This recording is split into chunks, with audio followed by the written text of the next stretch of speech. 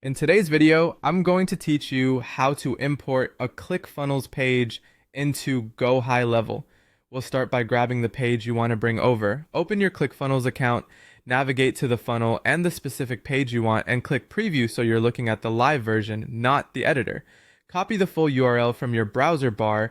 That link is what GoHighLevel will use to pull in the layout. Next, log into your GoHighLevel account and choose the sub-account where you want this funnel to live. Picking the right sub-account upfront keeps your assets, forms, and automations organized in the correct workspace. Now go to Websites, then select Funnels. Click the button to create a new funnel. Give it a name if you'd like, and create it. This gives you a clean container for the imported page and any additional steps you might add later. Inside your new funnel, add a funnel step and choose the option to import using a URL. Depending on your version, it may be labeled Import Funnel, Import Using URL, or Import From URL. Paste the ClickFunnels page link you copied earlier and click Import. Give it a moment to process. Here's an important expectation check. GoHighLevel imports the page structure only. It won't be pixel perfect because the builders use different code. Plan to touch up text formatting, fonts, spacing, buttons, images, custom code, pop-ups, and especially the mobile layout. This is normal and part of the process. After the import completes, open the page in the GoHighLevel editor.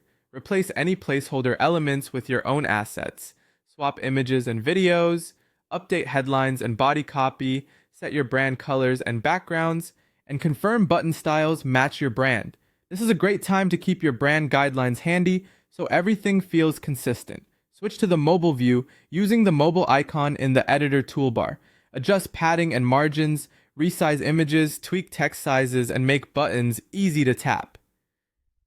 GoHighLevel prioritizes the desktop layout during import, so the mobile version almost always needs manual cleanup.